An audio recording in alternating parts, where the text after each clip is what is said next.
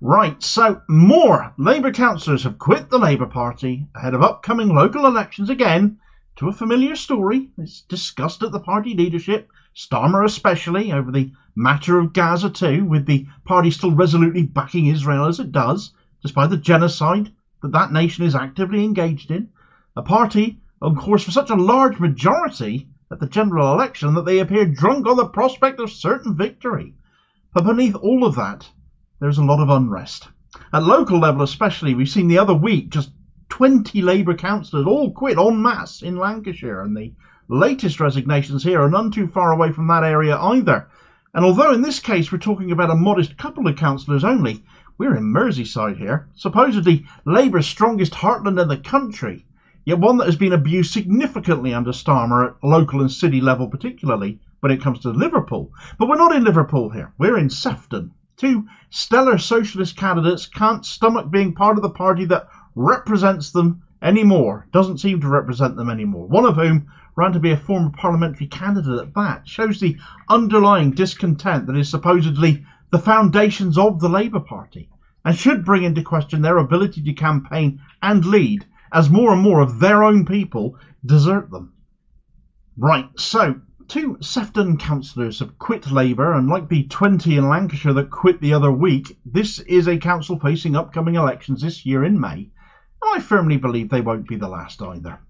The resignation letters of Councillor Natasha, Carlin and Councillor Houl are damning. I won't repeat them in full, but will cover the relevant parts where it comes to their reasons for leaving, because, well, it is a familiar story to many of us, and for others, well, it's something you need to hear really. Let's start with Councillor Carlin. Her resignation reads, "After much contemplation and over 8 years as a Labour activist, I've made the decision to leave the Labour Party. I no longer feel the Labour Party represents the morals and principles that I live by, and I do not recognise the party as the one I joined in 2016. I didn't come into politics to support a political party that has promised to carry on the fiscal policies of the Tory party. I didn't join the Labour Party to see the continuation of welfare austerity. I don't support the backtracking of renationalising important industries or the rollback of crucial green policies, ones that would have secured our planet for future generations. I didn't join politics to see inaction over Palestine or the lack of support for the racism Diane Abbott MP has faced consistently.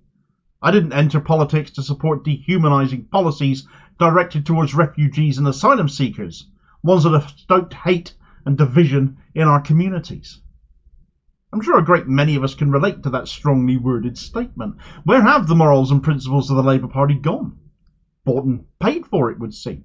If you don't like these morals and principles that we have at the moment, I have others. That's the kind of attitude we've come to recognise from Starmer's Labour, isn't it?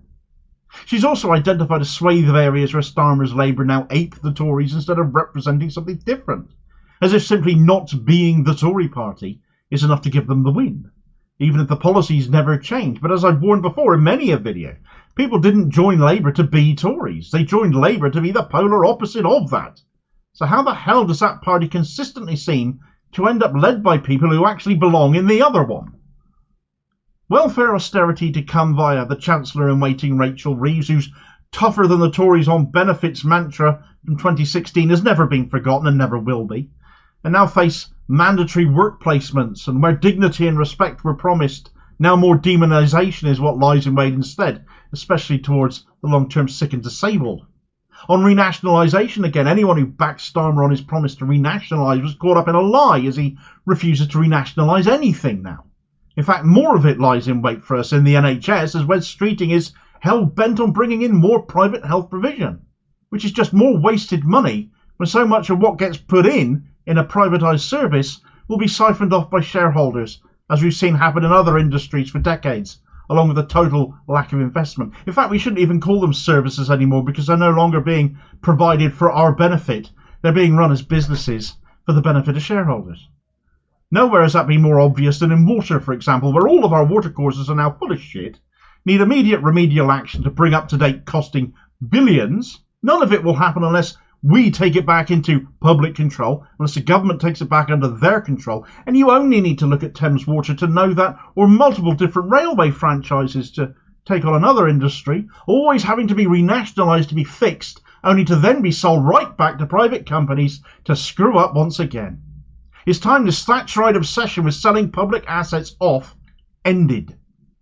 And then there's the ending of the £28 billion Green Prosperity Plan, with Reeves still calling herself a Green Chancellor despite gloating pretty much about axing this crucial commitment. Stop the boats mentality amongst Labour, demonising refugees, refusing to contemplate the obvious solution of a returns policy negotiation with the EU again, combined with a safe legal route to claim asylum so no more people die in small boats risking their lives to try and start their lives again somewhere away from war or famine or destruction or whatever it is they fled from. No courage or conviction from Starmer's Labour to do that, too afraid to deviate from what the Tories are already doing in case they might be mean to him a little bit.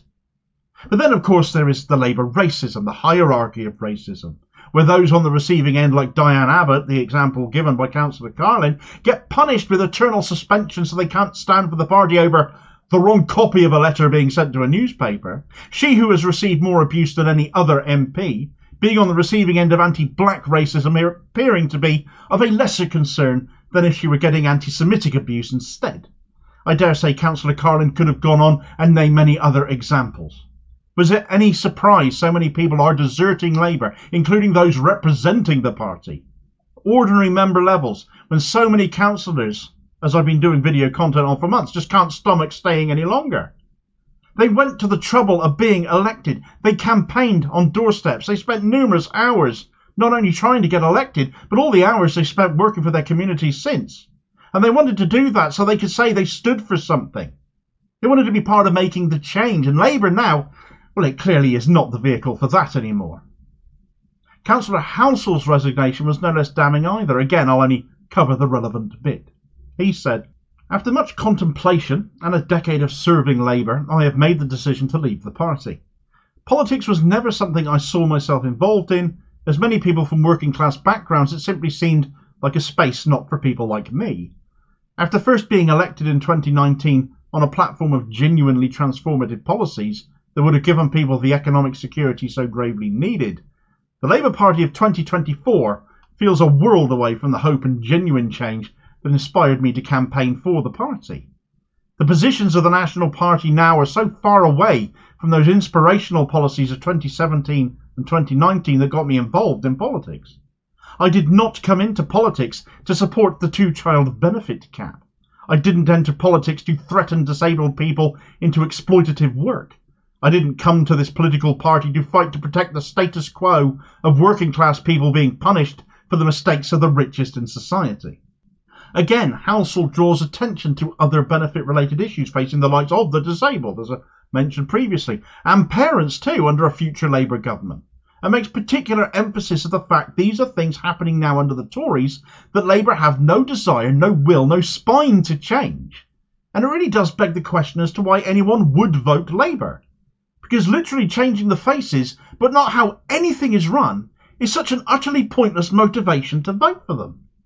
Do Starmer fans really dislike themselves so much that they don't believe they deserve any better? Or are we so indoctrinated as a society to believe things cannot be any better that we just accept this and vote accordingly? I fear it is the latter. But we have to snap out of that mentality and realise things can and should be better when we live in such a supposedly wealthy country, yet we, the working class of this country, never see any of the wealth. Houl only last year was running to be the Labour candidate for Southport. Didn't get selected. He's a lefty. Not a surprise to many of us in which case, who pay attention to Labour selections these days. But it also shows how sorry a state the party is in now, with no hope it'll change, that such decent local politicians who got into politics for the right reasons cannot stomach being part of that party anymore. Something he said at the start of his resignation there struck me actually, because he said he never envisaged getting into politics because he didn't see it as being for people like him. Therein lies the problem. There are so few working class politicians these days, and the best leaders are the ones that don't go looking for it, because they end up becoming leaders for the right reasons, for altruism, and not what they can get out of it for themselves. And when you look at the long list of lies that have come from Keir Starmer and who he has surrounded himself with, you certainly cannot say that about him. You certainly can about Sean Houl, I think. Labour is rotting from the ground up. You have a leadership sitting pretty in the polls, apparently heading for power, but to do nothing with it once they have it. The party foundations, though, are in a state of heavy decay. And when it becomes obvious the likes of Starmer and Reeves offer no change, I think things could get very angry very fast in this country. This self-serving attitude to governance from both main parties is unsustainable when more and more people are reaching breaking point or further, and successive governments repeatedly do nothing to help. Meanwhile, there's a video recommendation for you to watch next. If you aren't familiar with the story of what triggered those 20 councillors to all quit together, as alluded to earlier in this video, you can get all the details of that here. And I'll hope to catch you on the next vid. Cheers, folks.